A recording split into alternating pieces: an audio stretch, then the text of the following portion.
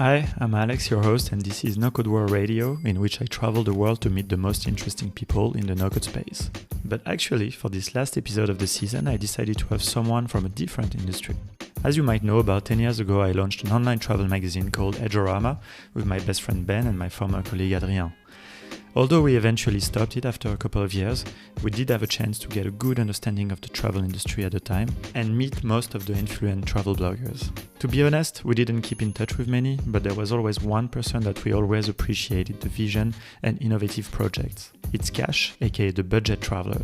I can't wait to discover what he's been up to for all this time and also share with you the backstories of this business. Time to head to Neukölln in the south of Berlin to catch up with our old friend.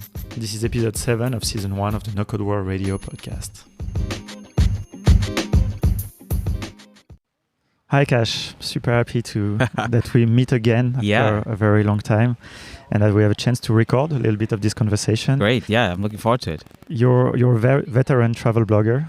Can we say that? I'm the old man in the room now. Wow. In the industry, in this travel blogging industry, I guess. I'd really like for you to tell us a little bit, to give us some insight, some background of this whole travel industry. First of all, could you introduce yourself for the listeners? My name is Kash, with a K, not with a C. And I've been running a blog called The Budget Traveler for now 12 years. And the mission of my blog and my life is to help people travel better, even if you don't have much money. My idea of my blog is that you can have a great travel experience with little money.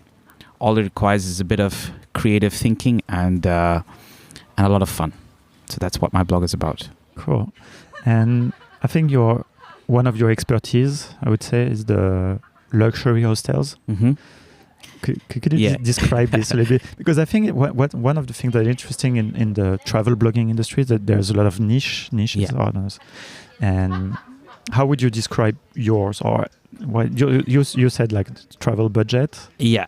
But it's interesting with the luxury. The luxury thing is a thing that always throws people off because the word luxury has sometimes a negative connotation. So it's a bit of an oxymoron, luxury and hostels. The immediate reaction I get from people is like, oh, you mean luxury hotels? I said, no, luxury hostels. So when I started running the blog, I used to be like any other backpacker in their 20s. I wanted to go to the cheapest hostel. I didn't have much money. But then there came a time in my life when I was getting a little older, when I couldn't hack it in dorms. I was actually in a hostel in Paris, St. Christopher's, Paris by the canal. Yeah. And I was with a bunch of Brazilian guys who had drunk too many caipirinhas the night before in the bar, and they were all snoring like hyenas. Wow. I was like, I can't do dorms anymore. I need my own private room. And that's when I started discovering that this new world of hostels that have private rooms. And because I think, would you say it was happening kind of at the same time? Like this concept of boutique hostels, luxury hostels. Yes. Was that before? It wasn't. It only kind of became mainstream. It started in 2009, 2010 in Lisbon. Lisbon was the forerunner and where the first boutique hostel, one called the Lisbon Living Lounge, and then there's one called the Independente Hostel and Suites, and they started having private rooms, and then it kind of went to Berlin. We are in Berlin, Circus Hostel. Then have you been to the Circus? Yes. And it used to be also, they have a bar downstairs now where the tech people were meeting. Yeah, so they have a microbrewery of their own where they brew their own beer inside the hostel basement. But they also have a museum dedicated to the Hof. Because that's true. Yeah. So you can find so many cool things in the hostel. So the evolution, I guess, of hostels was before they would be places for backpackers. But then they became not just about you can get a private room, but you can also have a great experience. Yeah. And that for me is luxury. Luxury is about meeting people, about having great experiences, and people who smile at you when you walk into a hostel. That's luxury, That's what's important. Yeah. So that's what my whole thing on my blog is about. It's about all these great hostels around the world where you can meet great people and have the best time of your life. I think there is also a bit of kind of a design part to it. I would say in the branding of those hostels, in the place is not just beds anymore, and it's about, you know, how I remember there was this, I think I was kind of introduced to this concept with a place called Czech-inn in Prague. Yes, You yeah. to know this place. Yeah. I like it because you know all the hostels, so I can. But you know, Czech-inn. Well, first I love the name. I think it's brilliant. Yeah. But also, I mean, yeah, it's just everything about that place was nice. Of course, the people, as you said, the service, but even the decoration, or I don't know, it's like really was perfect. And that's the best part about these places, is that you don't expect it in a hostel. This is I get the look of amazement when I show some pictures to people about, okay, this is a hostel, and they will be like, really, is this a hostel? Some of them have rooftop swimming pools. Like there's one hostel in Barcelona called Toc that has an outdoor swimming pool in the hostel, and it has a bar, and it's like nothing like what you would expect. And that's the part that I love about my job, is that I get a kick out of about, like, you think you know travel, let me show you this. And that's the I think the rooms, getting a single room in a hostel is one of the best travel trick. I don't know, for me it's like when I realize that, makes such a difference. Yeah.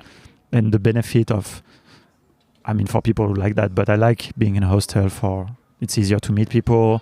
You usually have a common room, sometimes a bar, sometimes there is all those things. Yeah. And nowadays you even have hostels with, if you've been to Japan, which you have been, the pod style Japan, which you used to see in the love hotels before, where you have these enclosed pods. Yeah. You have that now in hostels nowadays. So that's true. I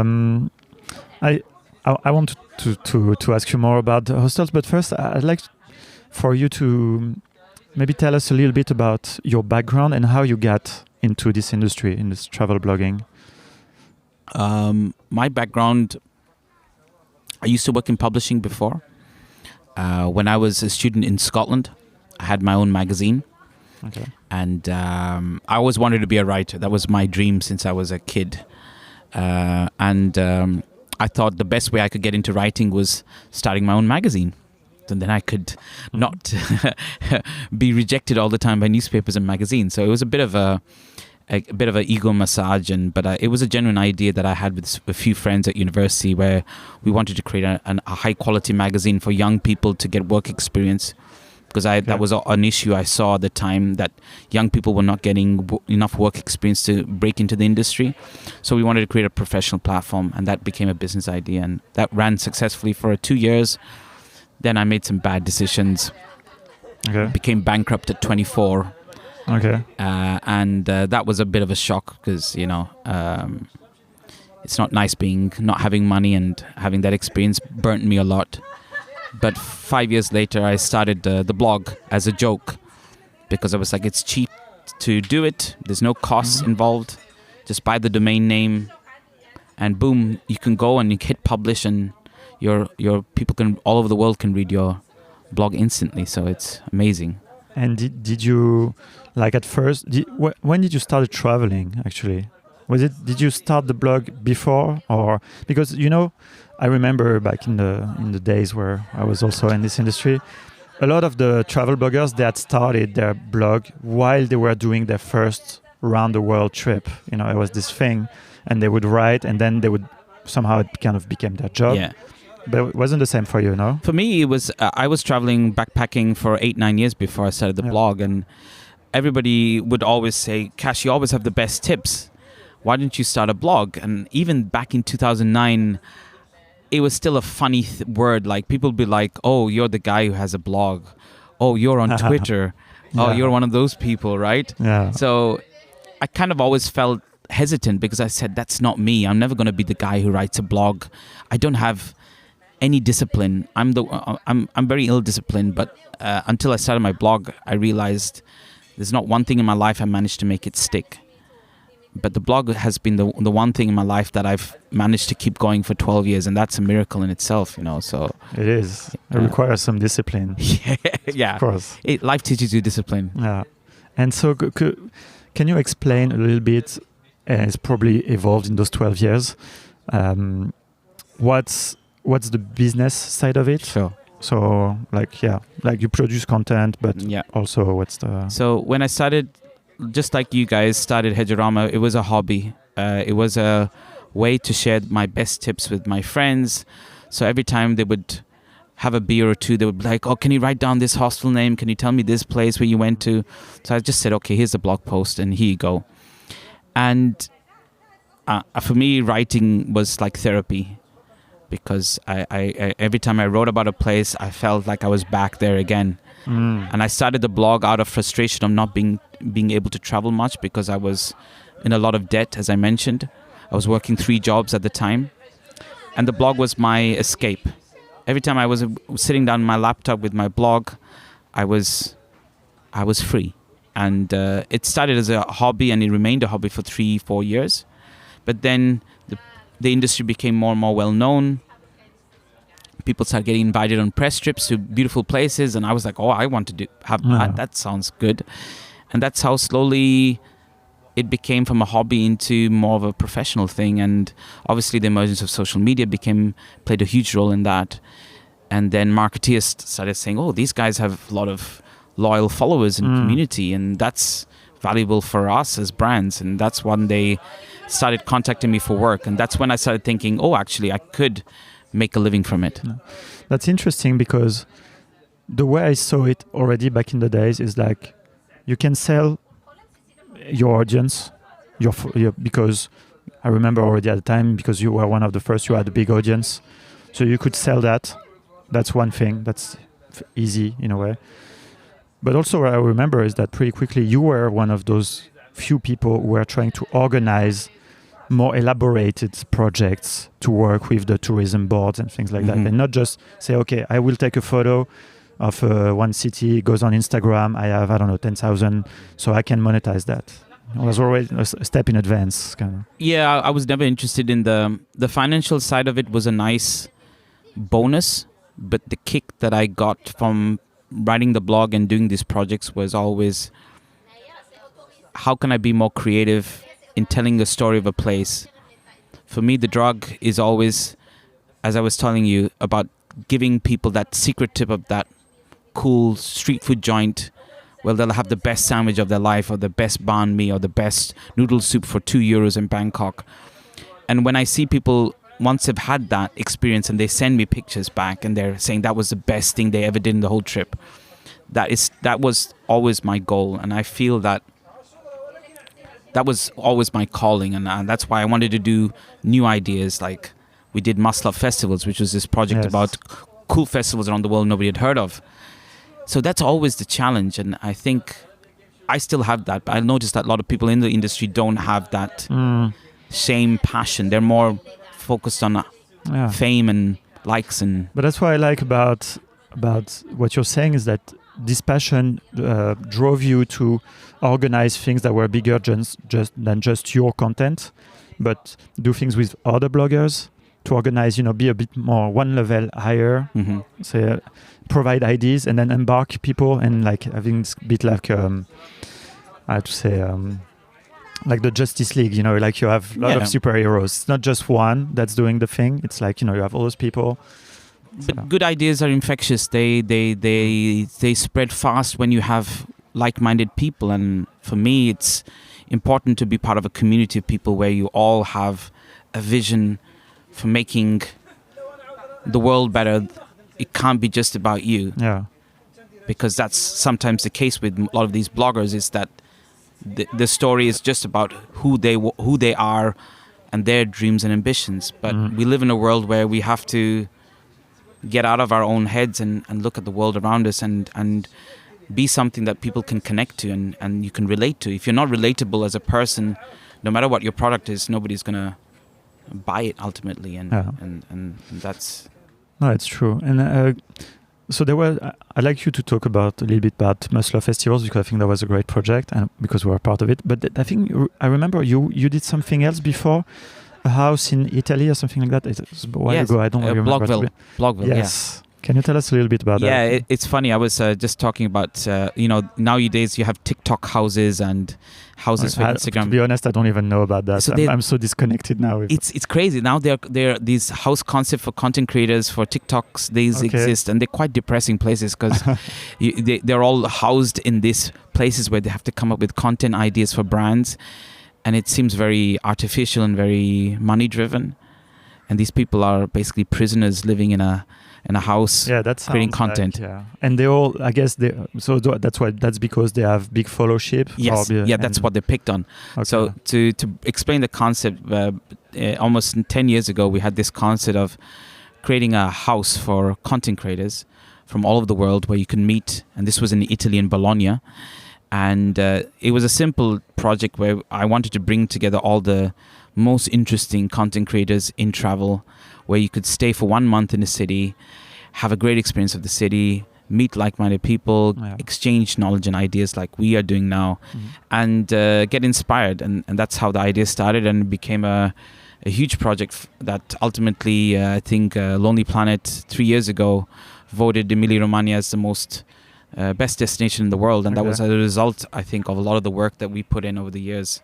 Yeah. So because you had, there was quite a project, and then there was it spread. The concept spread all over the world, where we had apartments for bloggers in all over, and tourism boards copied the idea everywhere, and there was even a secret residence in Helsinki, and so that's really cool. I remember you were talking about it actually on a panel at in London. What was WTM? World Travel Market. Yeah. It's, good memory about that.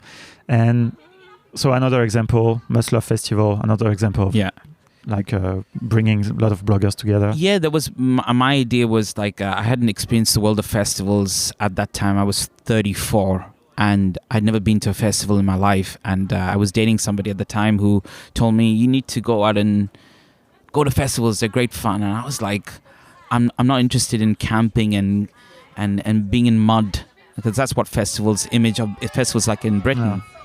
So I wanted to change the way people see festivals.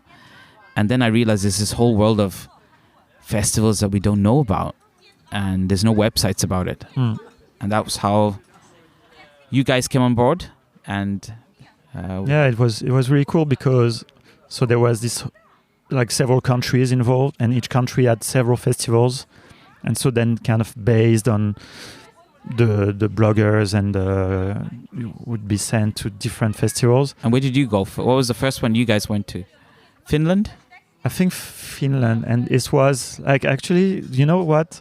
I have to thank you for it. Like, I never had a chance to really do it in person, but it was one of the best travel experience of my life, to be honest. So we went to this festival called the Midnight Sun Film Festival.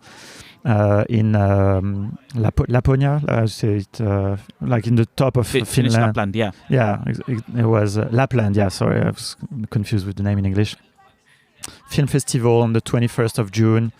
So there's no night. And so we had also a good time in Helsinki. We had to do things with the tourism board there. But the train, first of all, the train to Lapland was fantastic. And then over there, the people from the festival were amazing, and they took us, and the festival itself was amazing with some movies. I don't know, it was great because I'm not a journalist, but we didn't feel like we were journalists there, although we were expected to provide content, but we were really hosted as I don't know how to say. Friends, yeah. We were almost as part of the festival somehow. We had food with the volunteers from the festival. I don't know. We didn't feel as VIP, and I wouldn't like that treatment. No. We're part of it, really. But that's the best festival experiences are the ones where you become a community by the end of the festival experience. You all have a connection and a shared story or two to tell. Exactly. Depends on the size of the festival. It's not always. Yeah. But this one, it was fantastic actually. So thanks for that. And then we did another one that was Latitude in England. That was also fantastic. Yeah. It was a big festival, so this was a bit of like there was Nomad, but like what you were saying, it was more this type of festival. It was great bands.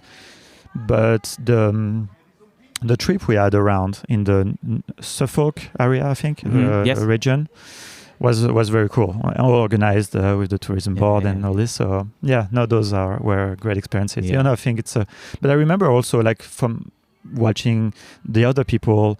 Someone went to a flower festival, I think, somewhere. Yes. I can remember. Yeah. It was so diverse, We had a whole bunch of things. We had in The Hague. We had a food festival in The Hague.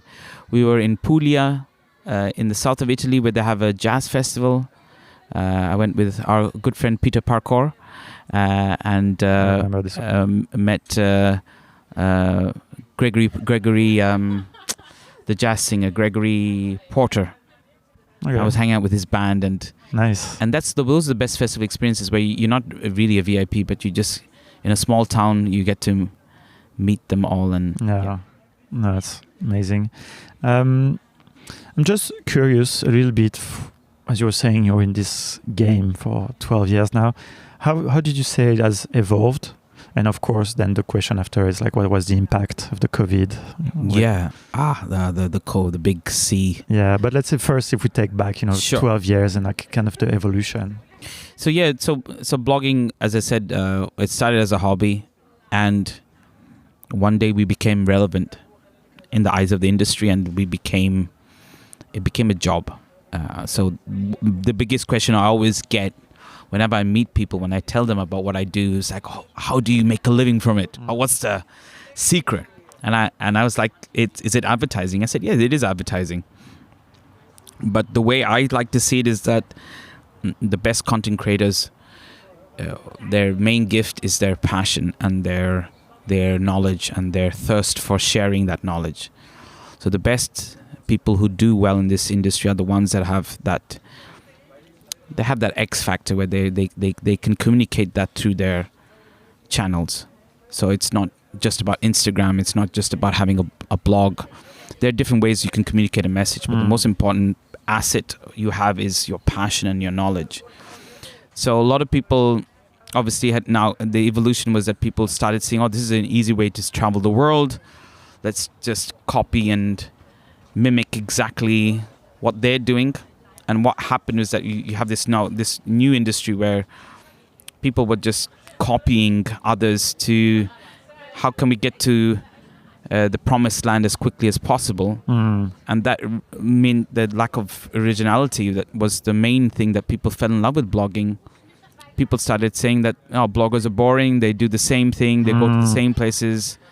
The same picture of Cappadocia with hot air balloons. Everybody is like, I'm the guy who travels the world, and suddenly, they killed the golden goose was killed. They destroyed the industry, and there's still a lot of people like me who still are around, who still care about being original, telling stories and places that they might not have heard of. But that is a big problem that is existing, and that I don't know how to tell this to people, but originality is a huge problem. Yeah. But that's not only in people who are in content creators. I also see the problem within the travel industry itself, that people always take the safe road whenever it comes to, telling the story of their destination. Like you mean in the on the other side, like the tourism board? Yeah. Tourism boards, tourism industry. Yeah. Brands, they're always scared about experimentation and trying to do something different. Yeah. But that's it's a problem everywhere. Yeah, exactly. But it's interesting because I remember back in 2010, 2011 so there was already quite a lot of travel bloggers, but everyone had a niche or a specialty. Some were better at photos, some were better at writing, some were filming also. Mm-hmm. But then everyone was quite different. It was important because we all kind of knew each other also. Yeah. And then I can imagine like we left then fairly after, but that then all those niches would start to be copied. That's what you're mentioning. Yeah, the thing is that people started Instagram, as all your people listening will know, that it's used to be a place which celebrated originality and storytelling and great quality photography and community, but all those aspects which made Instagram a great platform are no longer there now. there's no originality. It's just it's for me really because we saw almost like the birth of Instagram and how it became popular. And at first it was, and especially because I saw it with this, I was only following travelers. It was all about interesting photos, or maybe using also the filters was part of the thing. But in a creative way. And then I stopped using Instagram, and then I kind of came back, and then I saw all those people who were doing selfies, and I was like, okay, is that wasn't the point of this at least that's not what I understood of it. It just became more about people and not about the world, about them, about inviting curiosity, about encouraging curiosity, about sharing something, a secret or something cool. It just became about very ego-driven, very personality-driven, showing which is themselves in somewhere.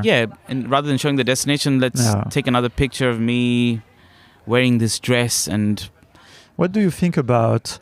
I've heard about those places in Bali, or I don't know. There is like this special spot.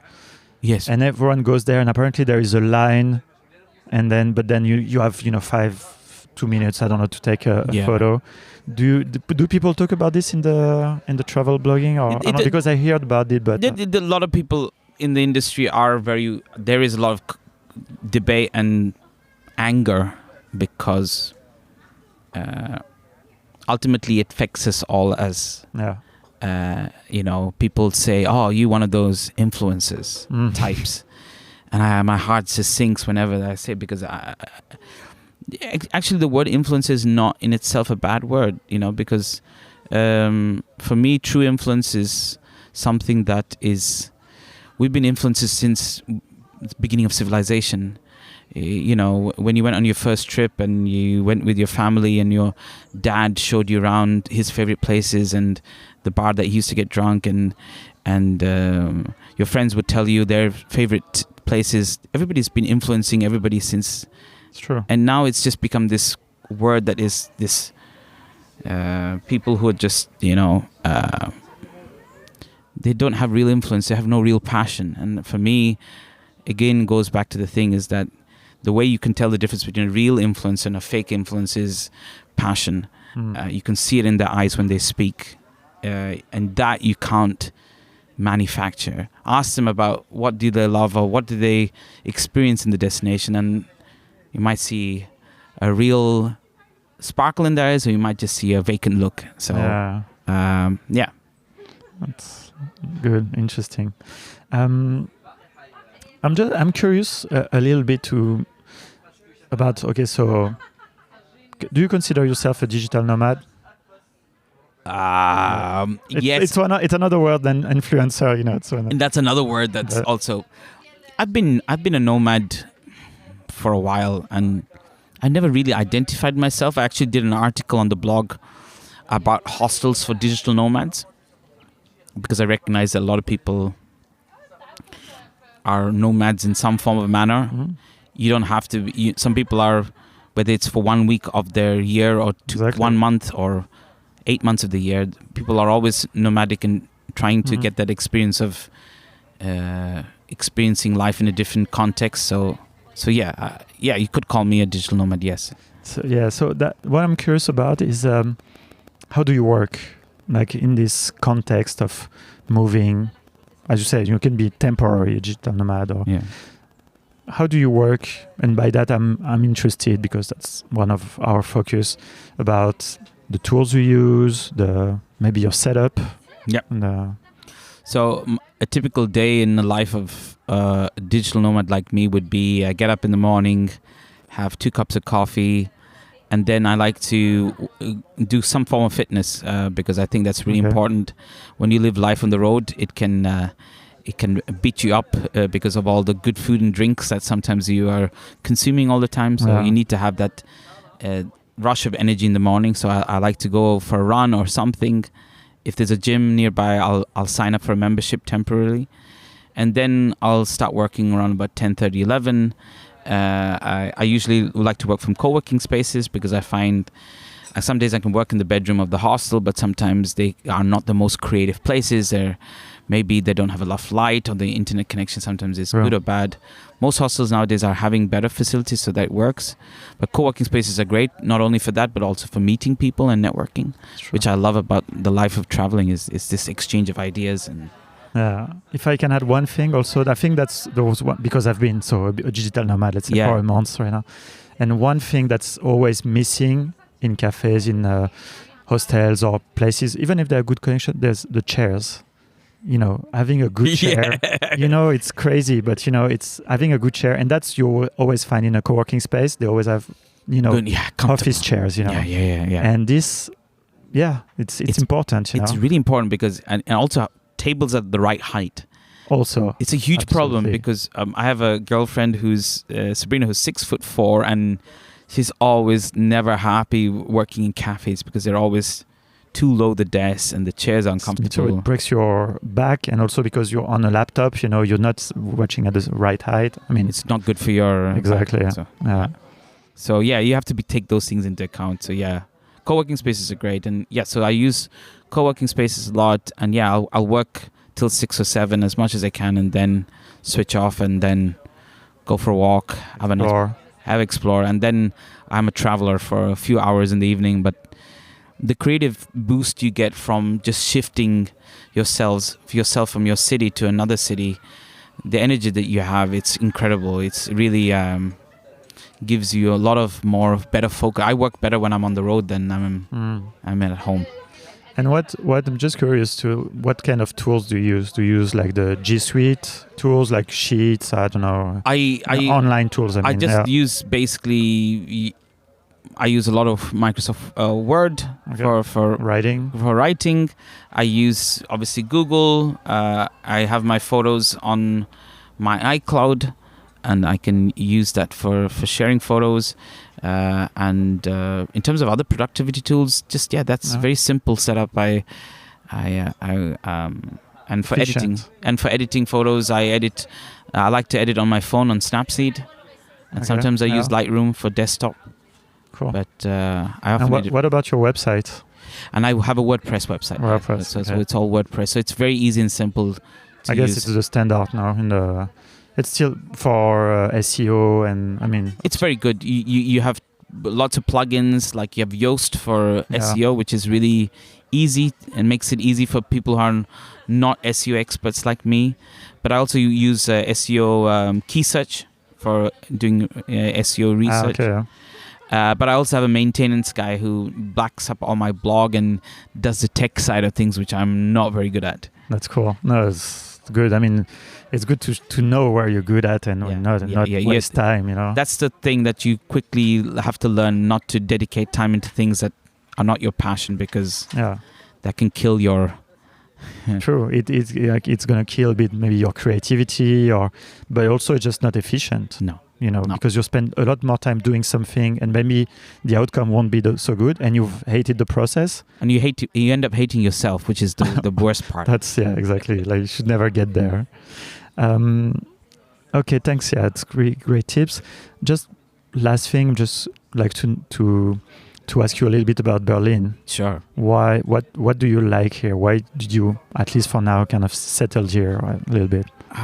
Berlin is the most creative, open-minded city I know in the world. It's a place where you meet people, where you connect with the world.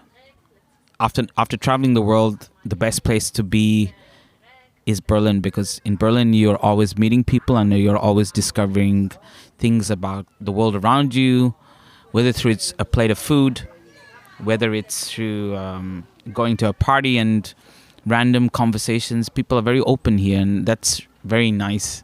A very comforting thing to have is that you have access to all these amazing people, and you never have a dull day. You can always walk into a bar or a cool place and strike up a conversation. It's a place where people still talk to people. It's not one of those cities where you will find it difficult to make connections, and that's important.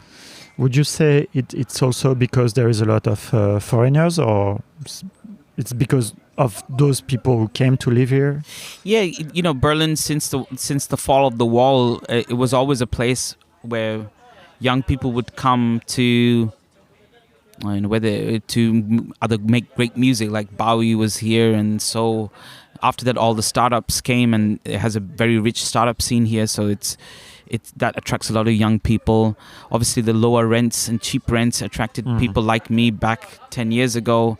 That is no longer the case, sadly, but it's still one of the most affordable cities in Western Europe compared to, say, Paris and London, for example. And there's a good quality of living here. Like, you have access to lots of parks. Berlin has so many beautiful parks.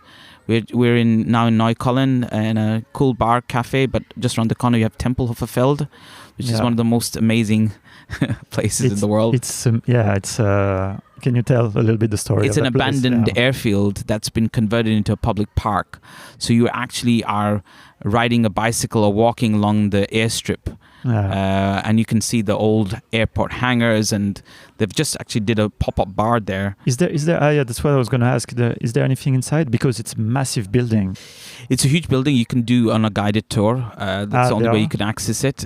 Before, it used to be the case where people would sometimes end up, raves would be happening inside the checking desk area. I remember seeing pictures from many years ago, but that's no longer the case. It's now a secure building.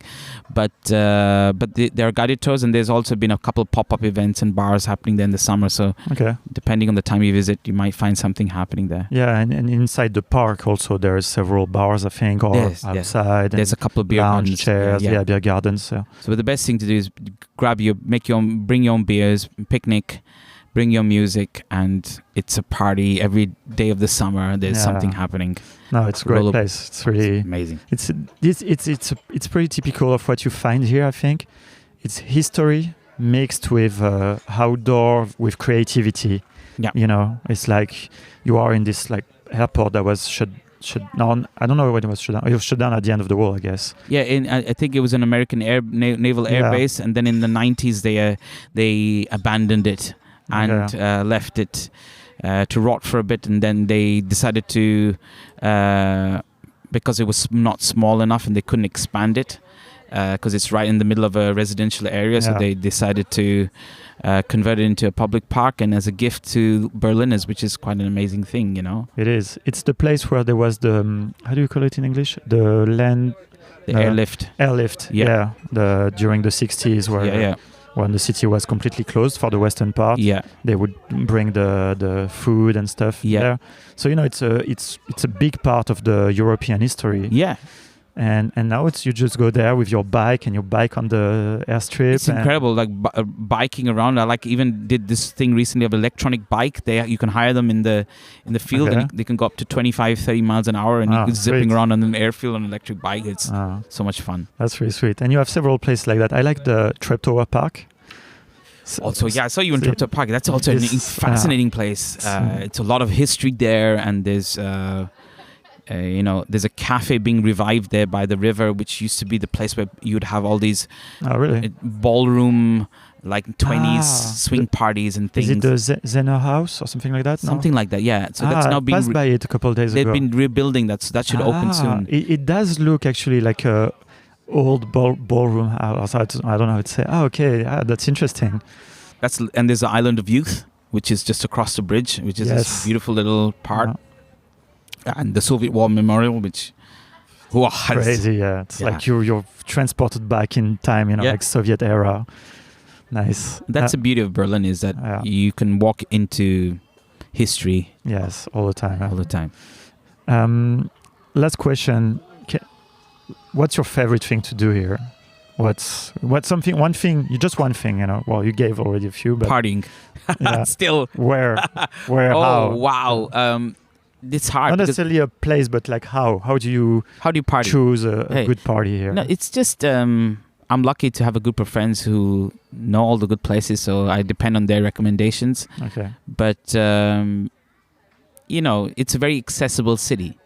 It's true. If you know where to look, there's always. I hear now it's about Telegram. No, it's all Telegram, or obviously we are just around the corner from Hasenheide, which is the scene of many illegal raves, which are of many controversy, because they're great in the sense that they're in the open, so it's safe and good. But some of these people don't clean up their mess after, which is not nice. if you want to party, whatever form you want to do, it should be responsible and not do it at the expense of. But which is usually the case in Berlin. I mean, everyone has this idea of a bit of a dirty city and everything, but in truth, like people are responsible here. I like to think that, but there's now a lot of new young people coming to the city that maybe those techno-tourists. These techno-tourists, or they need to be educated a little bit that it's cool to party and have fun, but don't do it at the expense of the locals. Because that's will ultimately. That's that will put people off coming here in the future. So perfect. Well, thank you so much for all this. Thank you. Really cool to have this chat. Good to hang out with you again. I didn't ask you. Sorry. Where can people follow you? I will put in the notes, but you can if you want to drop by, say hello to me. You can obviously reach me on Instagram, which is Budget Traveler, with 2 L's. And also my blog is called budgettraveler.org. So you'll find all my stories of my travels, videos, everything there. So yeah. Cool. Okay, I'll put all the links. Thank you. Thank you. Thanks, Alex. Thank you.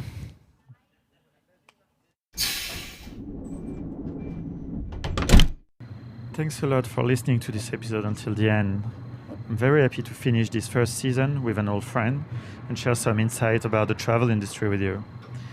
Many things will probably relate also to the indie makers and the content creators from the no-code space. I'm now in my train back to Paris, and it's time to thank you all for listening to the first episode of this podcast. It's quite experimental, and I hope you liked it. Please write me your feedback so I can make an amazing second season.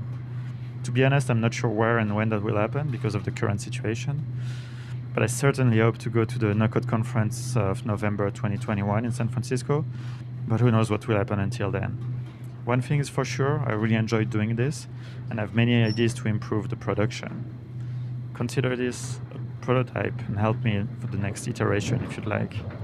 Take care and safe travels until next time.